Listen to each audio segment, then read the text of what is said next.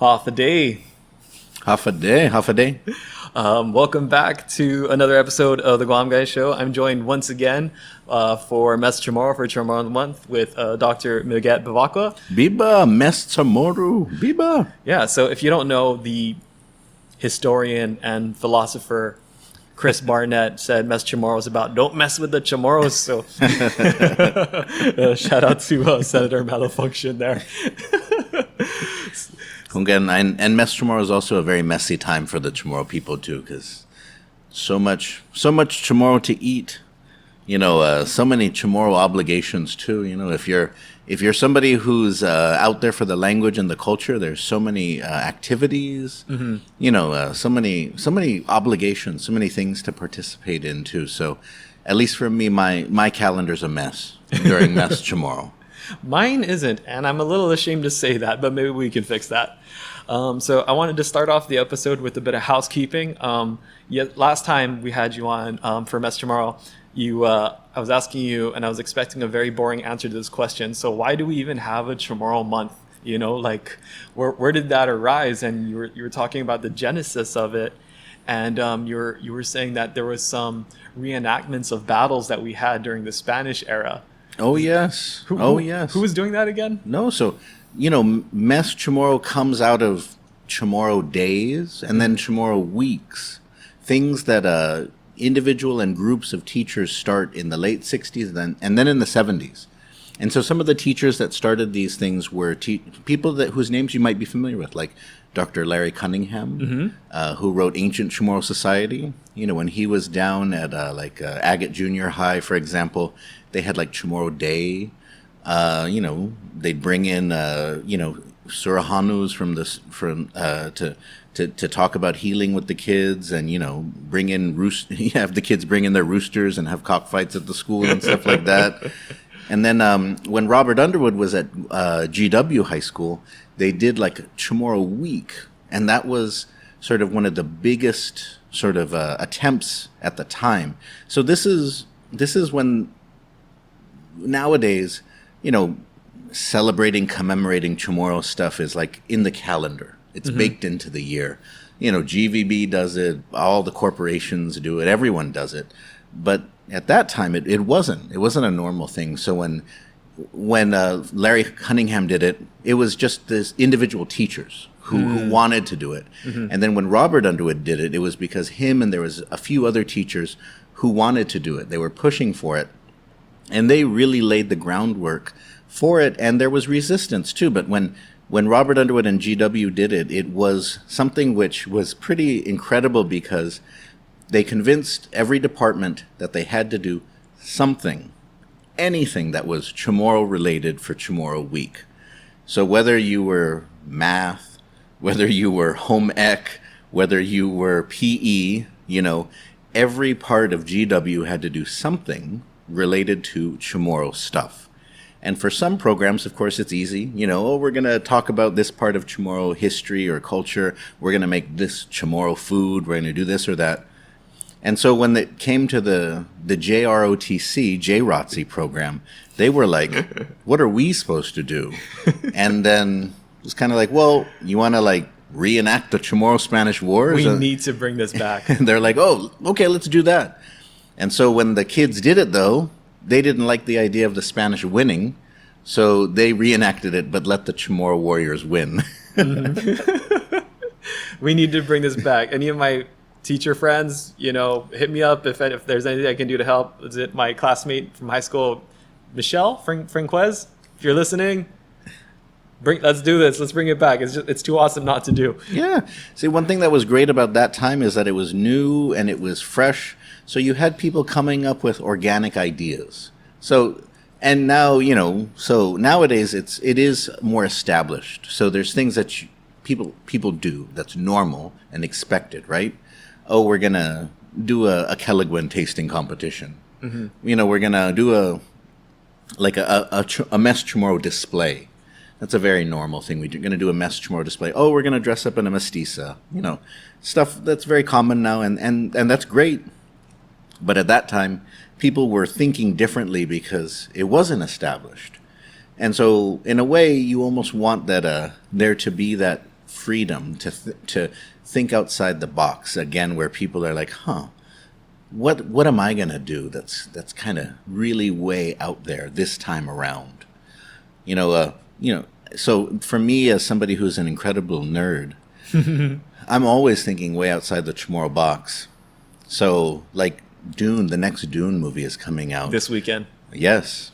And so, I always whenever I read the first Dune book, just about every year, I reread it. Really? And so, I really enjoy it. Do you go to the other books? Oh, yes, I do. I couldn't. I had to stop. No, I'm It not. gets really weird. It does. I don't. I'm not somebody who thinks that Frank Herbert was like the prophet or something, or he's this amazing writer. I think that Frank Herbert was somebody who had some really interesting ideas. I don't necessarily think that he was like the greatest writer. I think that Dune is an amazing book, but I think then that after a while the story got away from him as he went on with his books.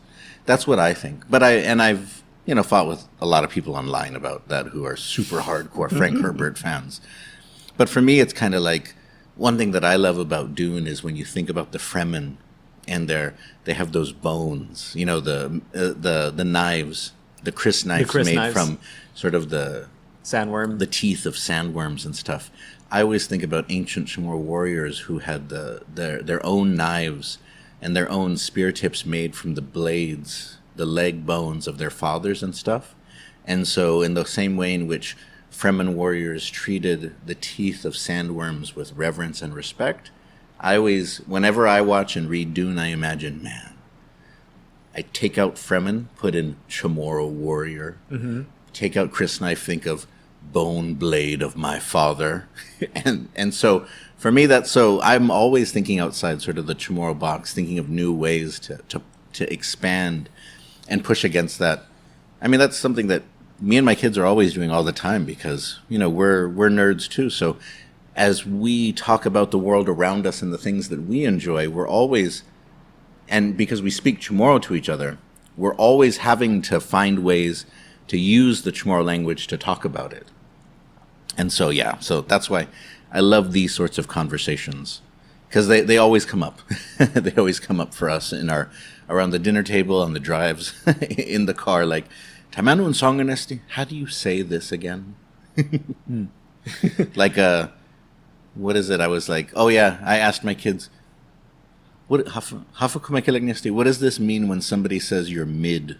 Because I'm like, because you work in a museum, we have midden, from an archaeologist, midden. That's like, from an archaeological dig, that's the kitchen refuse, right? From like an archaeological dig where people, and so I'm like, no, siempre, it's not about midden. So mid, is it like your mid-range, your mid-tier and stuff? And then the kids are like, yeah, hungan, and no, you're kind of like average. You're average. And I'm like, oh, pues taimano, how do we say that in Chamorro? And so we're like, oh, siempre talu. You're in the middle. Talu. Talulu. You're in the middle.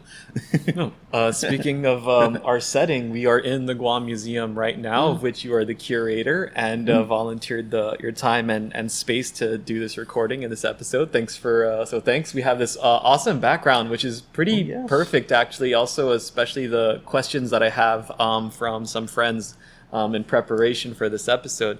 But just a little bit more on housekeeping.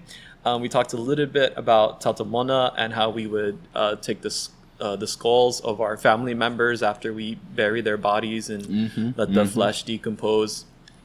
And so I think you wrote the little info card for the peep stalls and maybe all of them, but in particular I'm thinking about the Tautamona because you can detach the head because there's a Velcro on there. And correct me if I'm wrong, but it's because we would take the skulls of our family members, that there are accounts of when people encounter a Tautamona, they don't have a head. Exactly. That's exactly. Okay. And it's something even when you go, so for example, if you go to like Godau's cave in Inalahan, or if you go to even some of the more difficult to find caves or travel to caves, like even if you go to the Star Cave in Latexan, if you go to caves where there's pictographs, drawings from our ancestors on the walls, you'll see figures that appear to be humans, but there's no head, right? And so we assume that those were aniti, or like you were saying, tautomona.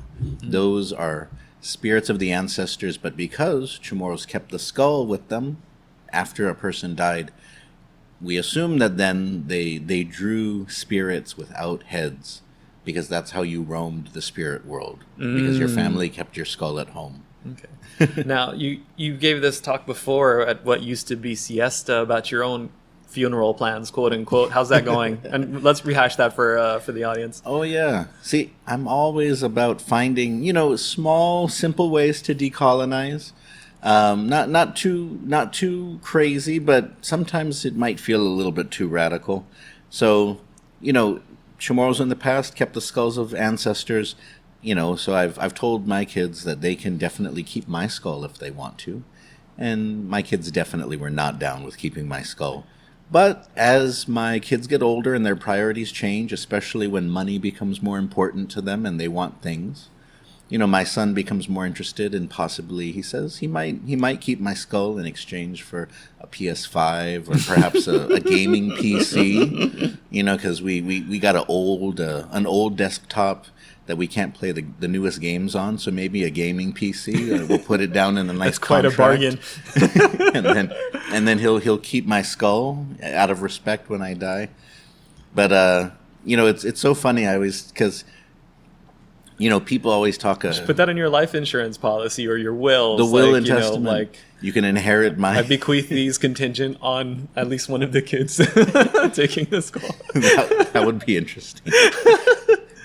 You can inherit my student loan debt if you. But so that for me, that's always part of the interesting process, because when we look to our past, we're eager to connect, but then there's always some ways in which when we look at our ancestors, sometimes we're not ready to embrace them fully because it conflicts with where we're at now. Mm-hmm. But for me, it's like that means that they're real people. Because if your ancestors, if you completely embrace who they are, that means they're only real in your head. They're like your fantasy. Mm-hmm. Because we know what our real ancestors are like. Maybe they frustrate us. Maybe they say stuff we don't disagree with. Maybe they embarrass us. Maybe they're racist, right? Mm-hmm. Or maybe they had different values than us. So it makes sense that they would have, especially if they lived 500 years ago, 1,000 years ago, it makes sense that they would live differently than us. So, so sometimes people, especially in this gallery here in the museum, because this is meant to be like a portrait of what Chamorro life was like right when the Spanish arrived in the Marianas. And so there's a section that has like a recreation of a skull in here. And then it talks about bones and the burials. And sometimes people are like, wow, our ancestors were so beautiful and so nice. And then once we start to talk about the bones, they're like, ooh. And tizaniho, they don't like it anymore. But it's like, no, don't stop. I mean, that proves they're real. If you only like your ancestors when when they were sort of these noble savages in your mind, then what does that say about you and them? Right? No, they were real. That's why they conflicted with the Spanish, is that the Spanish didn't like the way that they lived. That's why the Spanish crushed the skulls of our ancestors, because they disapproved of them keeping those bones. But, so yeah, I'm going to keep working on my kids. And if you want to, respect your elders in the ancient Chamorro way, keep the skulls. Keep the skulls.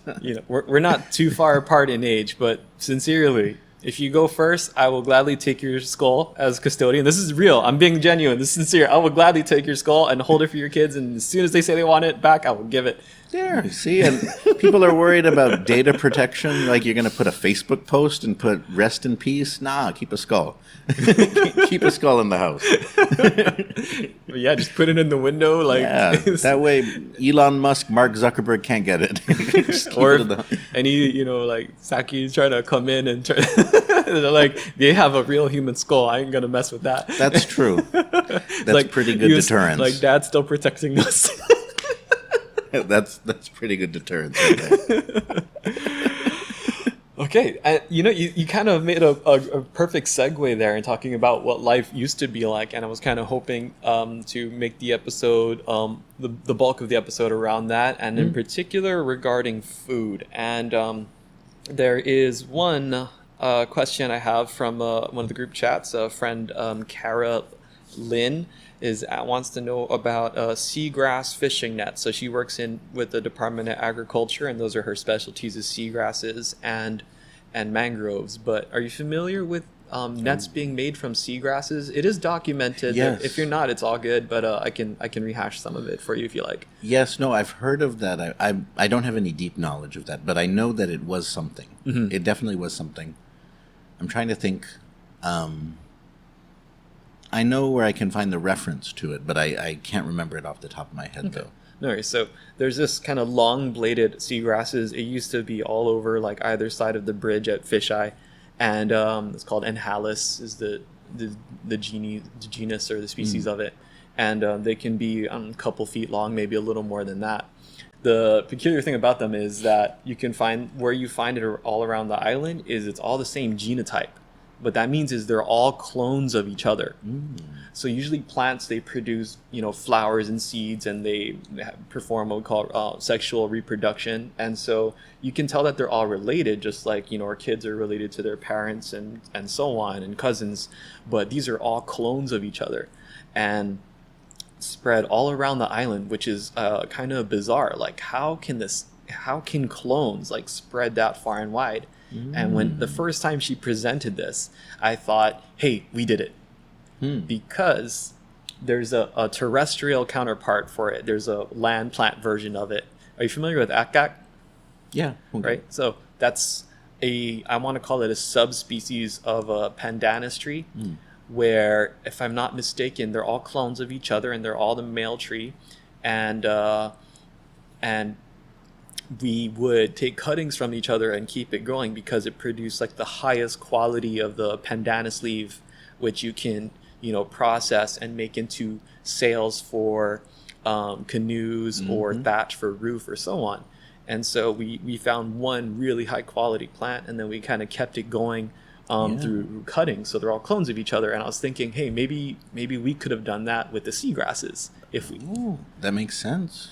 And now that said, it's still just totally it's just pure speculation at this point with a lot of hope.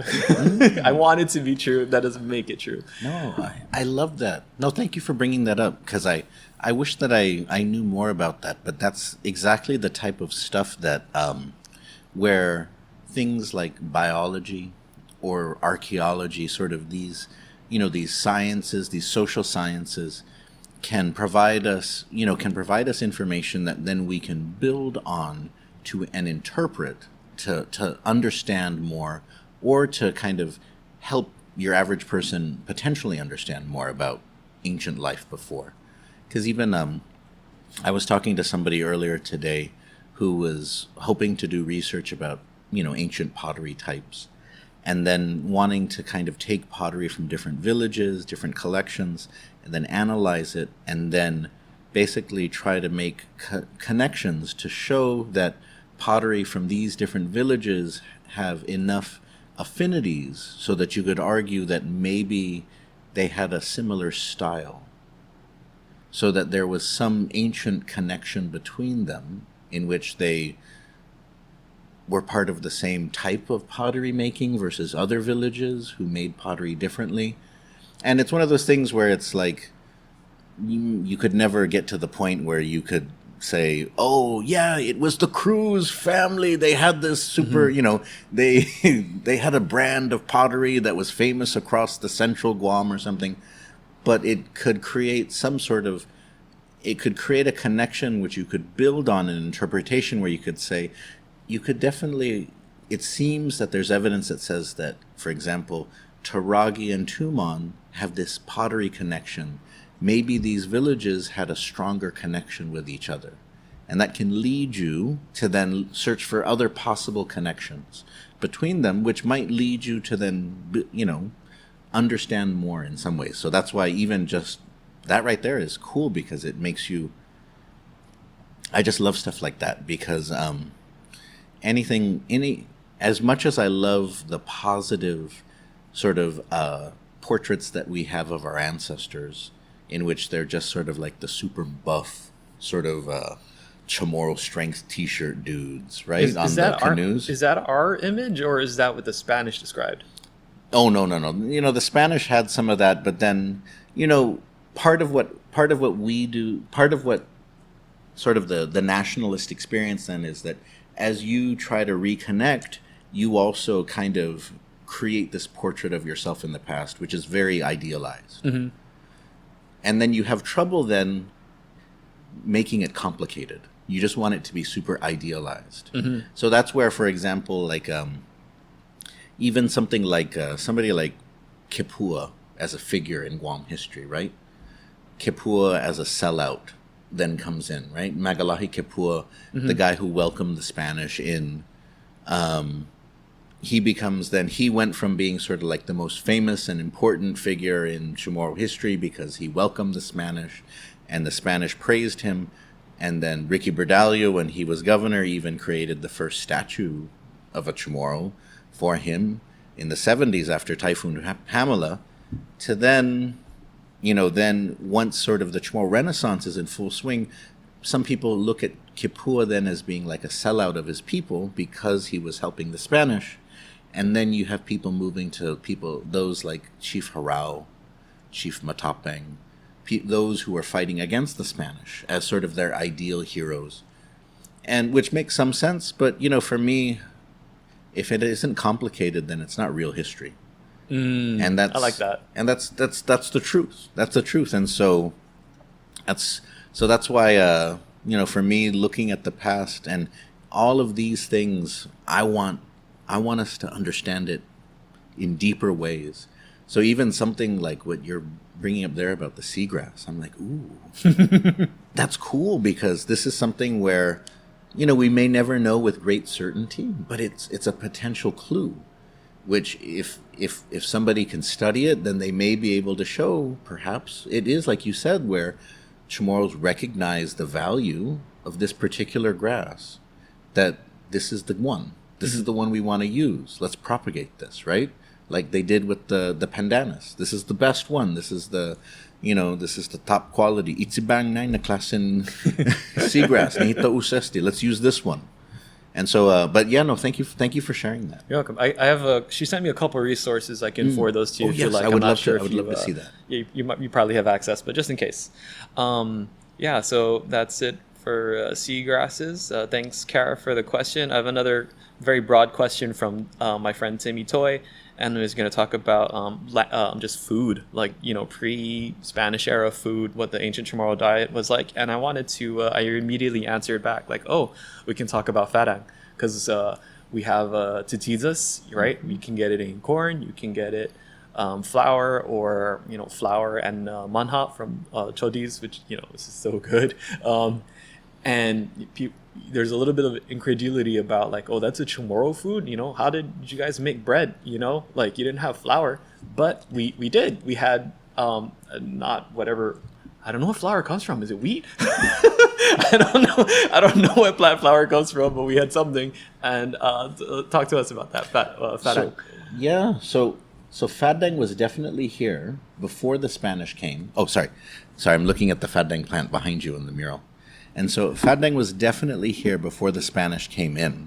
And this was one of the things that actually made the Spanish more effective, is things like tatizas, bread. This is something that, as far as we know, Chamorros never had tried before. They didn't. So they had the fadang, and most likely they were able to prepare it in certain ways and use it for food. But we don't know exactly how. There are some references to how Chamorros did prepare food prior to Spanish colonization, but we do know that after colonization, it was used for tatizas. Oh, okay. As well as other things were used for tatizas. But the rise of tatizas as sort of the staple comes from the Spanish sort of pushing Chamorros away from a diet that centered around and looking at the mural that's behind me, because the mural behind me is part of our Hinanauta exhibit here at the Guam Museum, and it is meant to show the things that were here prior to Spanish colonization. So there's no Tadza Gatlagu, there's no dogs. Tadza Carabao, there's no carabao. Tadza Benadu, no deer. Tadza Babui, no pigs. But Guahanizuk, coconut, Guahafadang, Gualemai, there's breadfruit, Guahasuni, there's taro. So there's certain things that are here. Guahapugua, there's betel nut, Guahapahong agag, there's pandanus that's here. There's certain things that are here to emphasize sort of what is still here in our landscape today versus the things that, oftentimes our tourism industry, we emphasize that these are the things that make us who we are. But a lot of those things have only been here for like the past 100 years, right?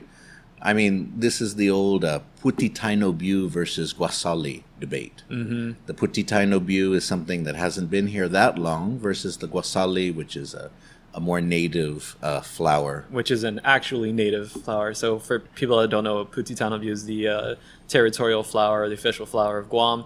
It's not native. It has these thorns. I mean, it's a pretty flower, but it's kind of like what is it? The national animal of England is like the lion. There are no lions over there.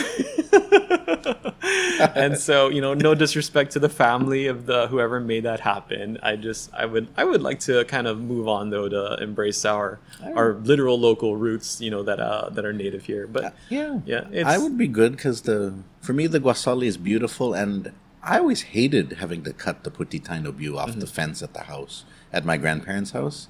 Stuff is nasty. Mm-hmm. Like when it gets overgrown, like it has some beauty, as you said, but you can tell that it has also sort of invasive, pesty aspects to it. And the Guasali is much more dignified, sort of in the way it grows and the way it appears on the island. Yeah, there's a sort of cool symbology, and maybe I'm the only one thinking about it this way, but like the Guasali will grow in straight rock. Like, that's some like toughness right there. And I don't know, maybe I'm thinking too hard into it, but like, we were able to survive on this rock.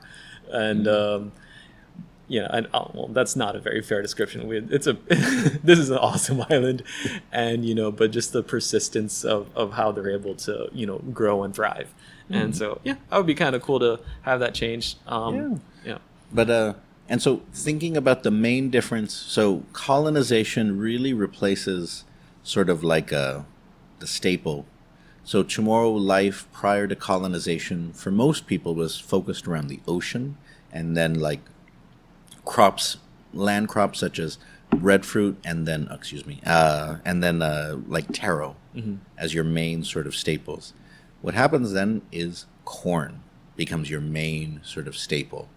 And so tatidzas really becomes the main thing that you eat, and then certain dishes that incorporate corn become like the main focus of life. You still eat some fish from the ocean, you still eat breadfruit, but one thing that we see though is that the place that breadfruit and taro have for other islanders in Micronesia versus the place that it has for Chamorros, right?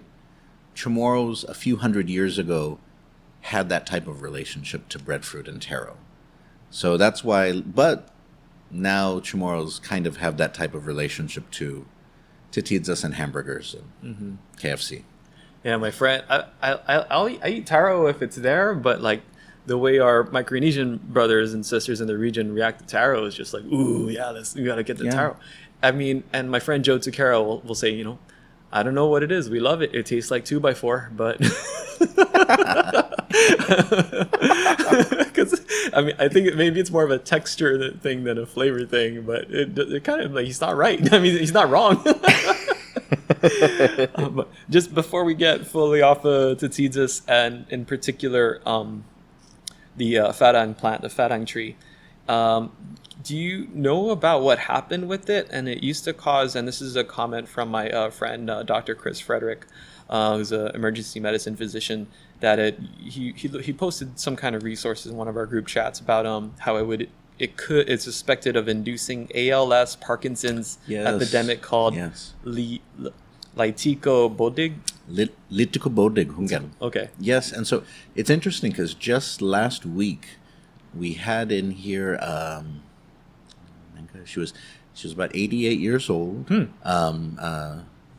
Mary Sanchez grew up in the village of Malesso before World War II.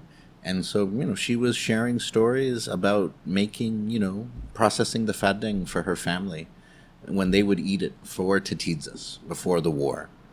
And talking about how you had to, because the fadeng is a very, very old crop and it has poison in it. And Chamorros at that time were very, very aware of the toxins in it and that it needed to be processed carefully. And so that you needed to, over at least 2 weeks, sort of soak it to get rid of all the toxins in it before you could use it. So arsenic safely. Is it arsenic? Does that sound right? I can't remember exactly. Okay, but I could be wrong too. So, but yes, and so then you could use it for your tetidzas, and so it was believed because of that sort of toxicity in it, that it could have been one of the causes for litikobodig, which was this disease which was very rare. There was this high occurrence here amongst the Chamorro people. And then it was here, it was in huge numbers, especially down south. And then after a few generations, it just disappeared and no one gets it anymore. And so there was nothing was ever conclusively proven as to what caused it, though. And so the fadeng was one of the prime suspects for a long time, but they could never connect it, because when they actually did interviews with the families, did you ever eat the fadeng? Some of the families said, no, we never ate that. And then when they actually talked about it, it was inconclusive if they didn't prepare it properly or something. But then there was other issues, because some people said it must have been the fanihi. Was it because they were eating the fruit bat? Because then there was concerns that the fanihi, especially if there's toxins because of perhaps militarization or pesticides, if the fanihi is eating fruit and then it's highly concentrated in the fruit and it's eating lots of it over its life, and then you eat the fanihi, are you getting a lot of toxins in you? And then another possibility was just rainwater, because hanam sinaga means you're eating the rainwater you catch from the rain, right? That's what you're drinking. And so that was just another possibility, that because of nuclear fallout, just because of other issues, especially after the war, that maybe this was another cause. So there was all of these different possibilities for what it might be. But as far as I know, nothing was ever proven. And then, because people stopped getting it, the funding kind of dried up. And so, this was something that I know a little bit about, just because my mom, when she was living on Guam, she was working on one of those studies for a few years. Even helping, being part of the group that flew patients to the Mayo Clinic in the States so that they could undergo, testing of their brains and stuff to see, if they could help figure out what was the cause of litikobodig or stuff like that. So I remember, when I was young, that my mom was involved in that. Do you know how long that would have been around? Presumably it should have been around as long as we've been making it, or did we forget how to make it and then try to bring it back and not do the processing with good quality? Or you mean the fadeng or the litikobodig? The epidemic, yeah. Oh, so it's unclear, because litiko and bodig refer to two different types of ailments, but then litikobodig was when you would get them together.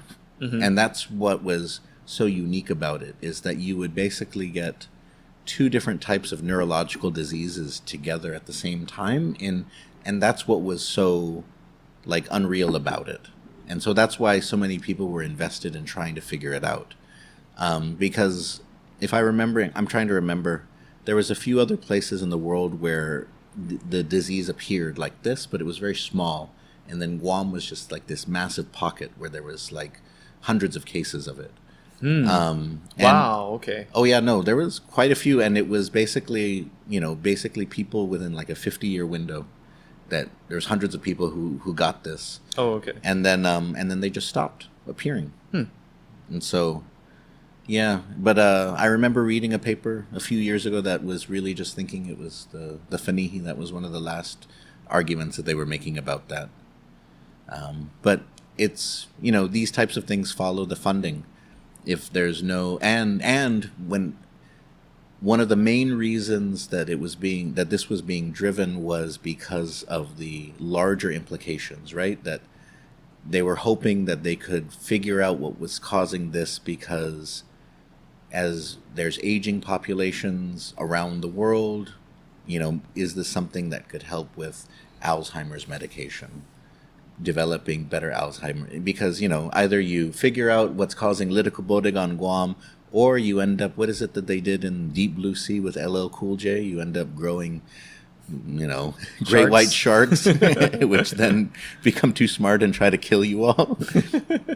You may not remember that, but that movie was about developing Alzheimer's medication. That was, and the Samuel L. Jackson. Yeah, he went right in the middle of his big speech, and then he just gets... I think there should be a rule, like, I know there's a rule for spoiler alerts, right? I think, I don't know, what is it, 6 months or something? After a year, everything is fair game. I think after like 20 years, you have to put it back to give, because, it's fallen out of consciousness, and true. Maybe some people have never seen it yet. Spoiler alert for a 25-year-old movie.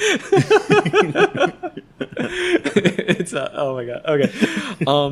Now the Litiko Bodig, right? I'm probably butchering that. Now we have a mutual friend, and she's a student of yours in the Zoom classes on the weekends, Mariao Young, and her family name is Bodig, and she has her clan name. She says it means something, and I want you to independently verify. What does that mean? Oh, Malefadzu. I forgot. Malefadzu. What does she say it means? She says it means slow and stupid. Yeah, it does. So her family name means slow and stupid. How does that get to be a thing? It does. I was hoping I was wrong. So unfortunately, the Chamorro people are not sort of the friendliest of people. Some Chamorros can be very warm and welcoming and loving, but they can also be the kind of the meanest when it comes to teasing and remembering things, right? Chamorros love to tease. And so, a case in point is that one of my grandmother's clans is Familia Baudu, and Baudu means hunchbacked.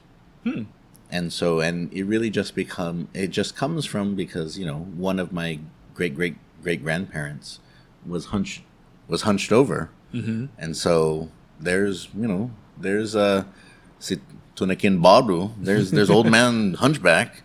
And, the thing is that it may start that everyone kind of just refers to that person like that.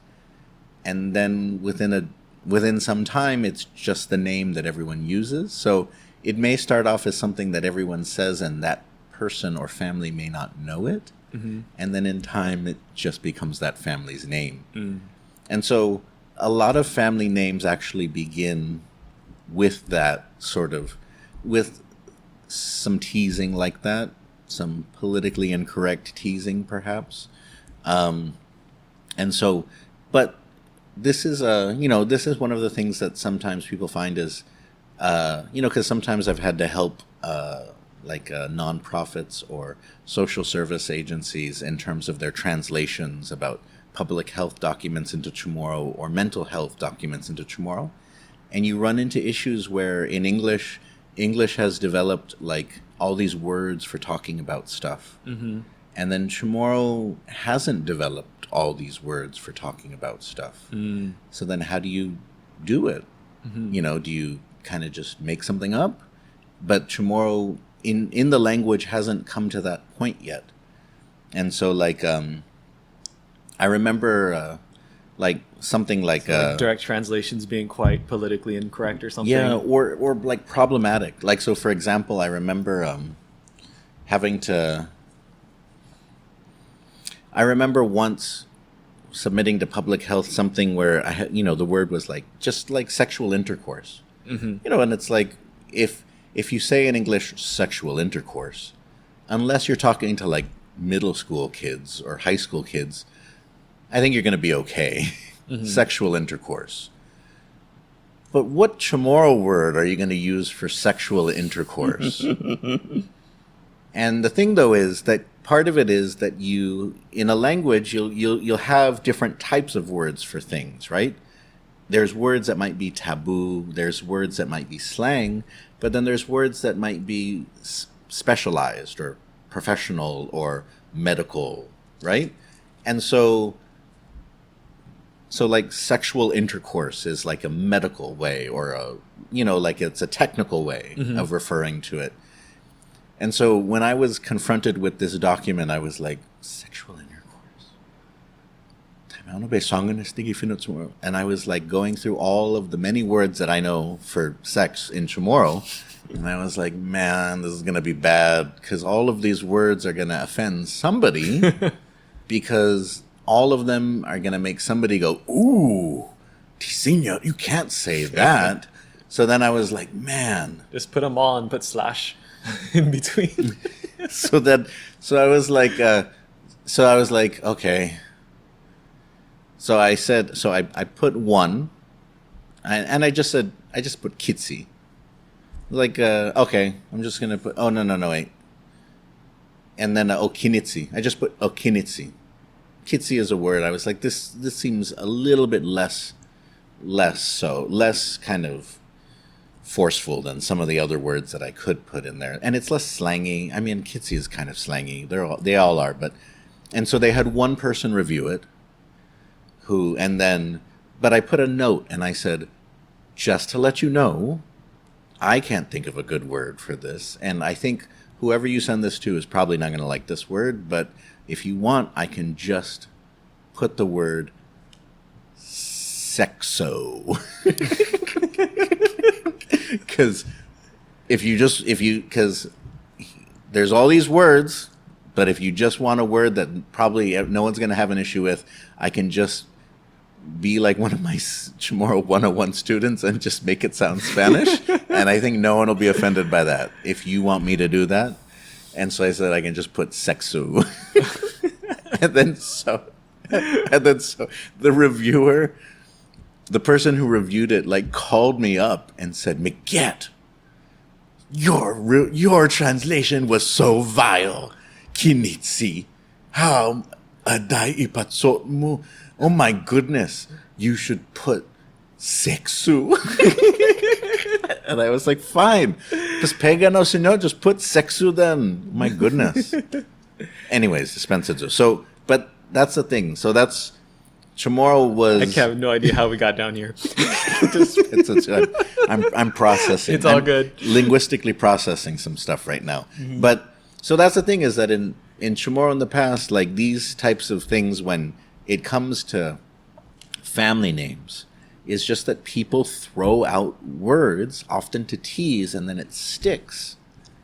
And then years later, it holds a meaning, and the meaning might be offensive, it might not be offensive. And so bordig is one of those where, yeah, it could have an offensive meaning. It's like, have you heard langa? Has anyone ever called you langa before? No. So langa is one of those where, like, yeah, like in the past, like langa, are you dumb? Like if you're like in the past, people would say that. Nowadays, I always tell people, try not to say that to someone because it could be like, or like uda, are you like dumb? Like, are you mute? Could be like, so anyways, I think back to a lot of the stories that people tell about how families got their names, like that one. And sometimes it is because there's a member of the family who is like, who sticks out in a certain way and people comment on it. And then it marks the family in that way. Like, if you're like Familian Bolotsu, going to be a million stories about why you're the drunk family. If you're But anyways, Just real quick on the note of names, I think I've asked you privately, but for me to be able to refer to it very selfishly, how about my last name? My last name is Tyron. Now I've heard one potential translation of it being like a mixed name, Tai meaning no or without, like Tai to no means no land, right? So Tai, and then the head on being the Spanish iron, so meaning like no iron or no metal. Is that viable to you? Again, there are a few candidates for mixed Chamorro and Austronesian, Chamorro Spanish, like Austronesian Spanish last names, where it, and so Tyron is one of them. Another How'd you pronounce it? Tyron. Wow. Okay. So another option though is if we just kind of, so we think back like some of these names, like if we think that they've been pronounced a certain way for a while, but if we try to imagine how they might have been pronounced a while ago, like a few hundred years ago, it might help us a little bit more. So like a name like Terlahi. So we still aren't sure like where might Terlahi come from, because the last part of it, Lahi, that sounds pretty clear. That's Chamorro, male, man, son. But the front of it, terror, what would that be? Terlahi doesn't sound right. So could it mean? So one option is there was a chief, he almost killed a Spanish commander during the Chamorro-Spanish Wars. His name was Tolahi. So some people argue Terlahi could have been like his clan, and so Terlahi comes from that family. Others say that actually Terlahi just comes from the word Taklahi, which would mean somebody who was like the highest man or a great man or something like that. Tatlahi or Taklahi, something like that. And so you can kind of, if you kind of just think back, you can create more possibilities. And so the same with Tyron, right? Is that if you think, so Taiherun, but so the R is one where we can keep it an R, Herun, and that's where you get like iron, like you were saying. But if we think that it might be a Chamorro word, then it might not be an R, right? So then it might be Hulun, and then it could be a number of things. So it could mean like Tai Hulun could mean thunder without thunder, or Hilun, what's it called? That refers to the what is it? I'm trying to remember what the word is. Ihilun, is it the needle? Okay. I'm trying to remember. It may be a word that refers to a needle, but yeah. So there's a few possibilities for what it could be but you can't really tell. So one of the things that you can do though is you can go back to see if it appears in any of the censuses from the Spanish in like the 1700s, and if you're very lucky, but it's very rare, you can see if it's mentioned in the 1600s, because the Spanish do give the names of a few dozen Chamorros in the 1600s in the Jesuit accounts. And then they give the names of a few thousand Chamorros in the 1700s once they start giving the censuses. But yeah, it's rare to find names. So that's why like Tolahi, that's a name that's given in the 1670s. Because he was a guy that he attacked the Spanish, he was organizing against the Spanish, and then he was killed by the Spanish. And so you get the names of the chiefs who organized against the Spanish. You also get the names of the chiefs who helped the Spanish.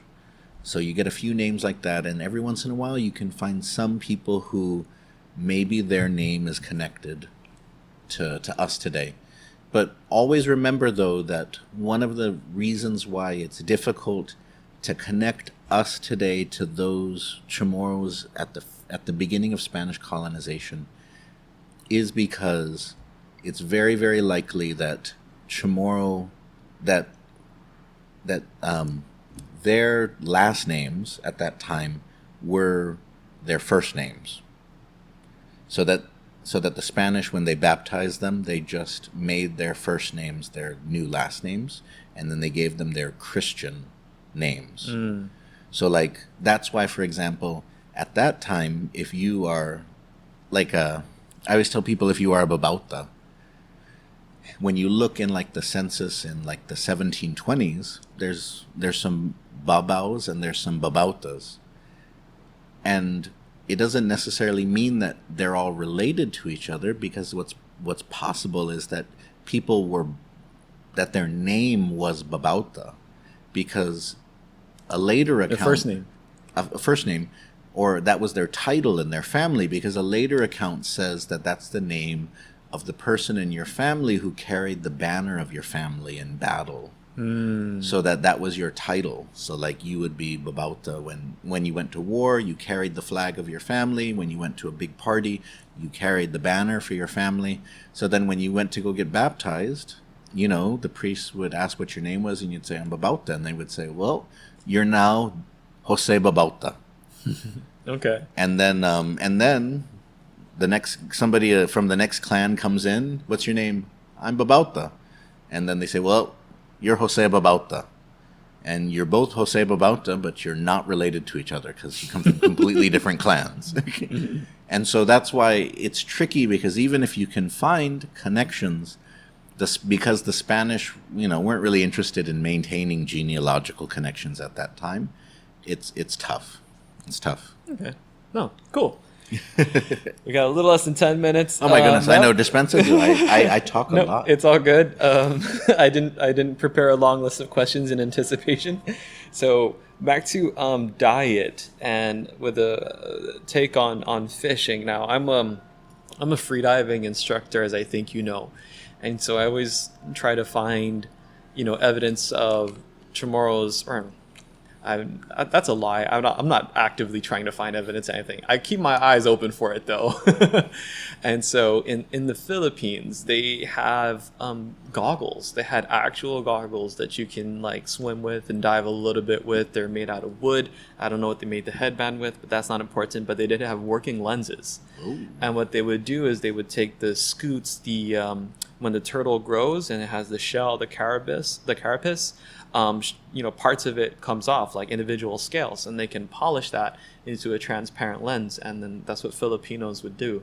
And I'm wondering, did we do anything like that? And is there any kind of evidence, archaeologically, legends, stories about Chamorros being good freedivers? So diving underwater. I know we were amazing fishers with our canoes and so on, and deep sea fishing and everything, but I haven't seen or heard anything about freediving based fishing or gathering yet.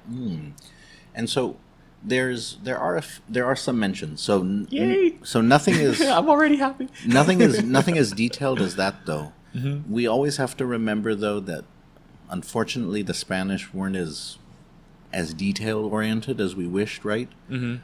So like I always remind people that Magellan was here for like a day or two, mm-hmm. and then Legazpi came for just a few days, and they were just passing through, and they weren't interested in a lot of these things. And then later on, when the Spanish came for longer periods of time, they got to see more, but they still weren't interested in a lot of these features of life. Mm-hmm. But still, some of these things made it into the accounts. And so one of the things that we find, which actually the Spanish and Europeans comment on and then later lament, is that Chamorros are exceptional swimmers and divers, but then after colonization lament that Chamorros are no longer exceptional divers and swimmers as they were in the past. Oh. So because, for example, when Europeans would first come through the Marianas, for example, and they would trade, from their boats, and Chamorros would surround their boats with canoes. Sometimes there would be disputes, and the Spanish would stuff would get lost in the water, and the Europeans would be amazed at how Chamorros would dive in for small pieces of metal and then be underwater for minutes and then emerge with those pieces of metal. Whoa. And there's one, and I can actually show you the drawing that they made from it. There's a Dutch adventurer who stops through Guam because a sword goes overboard, and a Chamorro jumps in the water and pulls out the sword and then swims ashore with it. And then when they drew an image of their visit to Guam, like they just drew this generic island for Guam, but they totally added in the Chamorro dude carrying the sword in the water to the shore, because they were amazed that he had dove under and he had gotten the sword and then he had swam all the way to shore. And so this is why, like, early on when there's wrecks in the Marianas, Chamorros are the ones that dive in to salvage everything. Now, later on, when there's wrecks, they bring in Carolinians to do it because the Chamorro connection to the ocean after colonization has been disrupted. But, and, you know, by the 1800s, you know, many Chamorros don't swim anymore at all. I didn't learn to swim until I was an adult. Yeah. No, it's part of our complicated history of colonization. And so, but there's absolute evidence that, you know, from both Spanish and non-Spanish visitors to the Marianas in the 1500s and the 1600s, that Chamorros weren't just great fishers, but they were great divers and swimmers. Wow. And did they remark at all on any of the things we would catch, or is it all kind of like search and recovery? So just that, just as I said, that so things that went overboard during trade, and then helping to salvage when ships sort of sank, galleons sank. If we had the skills ready to just jump in and look for stuff, I think it's safe to assume we were jumping in all the time for a variety of things and harvesting whatever we needed to eat. I saw that here in the exhibit, when you enter, you have a new exhibit or part of the exhibit opening up regarding the ocean, and I saw a spear. Is that is that a fishing spear? Are we like chucking that in the water and fish? Is that over there? Yeah. Oh yeah. Yeah. That's just the beginning of the Hinenauta exhibit here. It begins Itasid Zanitano, and so there is sort of a pulus or lanza, fishing spear over there next to a net. Yeah. Okay. And how would the spear be used? Like thrown from a canoe or just what do you call it? Just walking in the water and just, I don't know, thrusting it at the fish? Ooh. So that one there could be used. Let me think here. So that one is meant to just be sort of like a generic spear. Because there were particular types of spears. So for example, there's more specialized spear, like there's the octopus spear. So that's just more like a generic one. But there is a spear that's specifically made for like octopus and eel, you know, that you use like in the shallows, in the reef, like at night. And then we do have, that is kind of meant to look like the spear that was put into the Freycinet drawing in 1819. So kind of just meant to be like a generic kind of spear. Okay. And so, but it is like the general one that would be used with like fishing. So it could be used from the boat, and then in the sort of with the tekken and then the surround net fishing. So this is interesting. This is gives me a little bit more hope about like, or not more hope, but like let's just say hope with the freediving spearfishing, because you know on the reef flat you're not generally seeing big octopus. Like, you know, that's kind of worth taking. I'll see like the golf ball size octopus in the shallows and reef flat, but so if you're getting like good size octopus, they're out a little deeper. And when you try to catch them, you know, they're not generally, or when you encounter them, not generally out swimming around. Of course, I've seen them out swimming around, but generally they're just kind of blending in some crack or just waiting for a fish to pass by, or whatever for them to catch. So if there's a type of spear specifically for octopus, I think that lends itself well to assuming that there were to confidence of saying that there were freediving based hunting and fishing. Oh hell yeah! I mean, in fact, oh hell yeah, no doubt, no doubt. I think it's unfortunate how so many things have been lost because of colonization. But that's why, for me, it's important that we don't accept the loss, but instead kind of we study what we can. We look at other islands to see sort of, what do they still have? So we compare, we contrast, but then we kind of then imagine, well, how are we different, or how are we the same? And then we can then kind of think back, well, what were our ancestors like? And so so that's why, in thinking about what Chamorros were like in the past, definitely. Yeah. All right. And I hate to do this, but we're out of time, so I got to end the episode. This was awesome talking to you. It's always enlightening to speak with you, and interesting to learn about myself and our culture. And so I'd be very interested in like dressing in like full garb, papasadi, and recreating some ancient tools and see if I can catch some octopus the way like the ancients would. That'd be really interesting. Maybe we can do a collab on that. But like as I said, we're out of time. So thank you very much, Dr. Bivacqua, for allowing us to use your space and your time for Mess Chamorro. So Viva Mess Chamorro, don't mess with Chamorros. All right, thanks for watching. Thanks for listening. Catch you on the next one.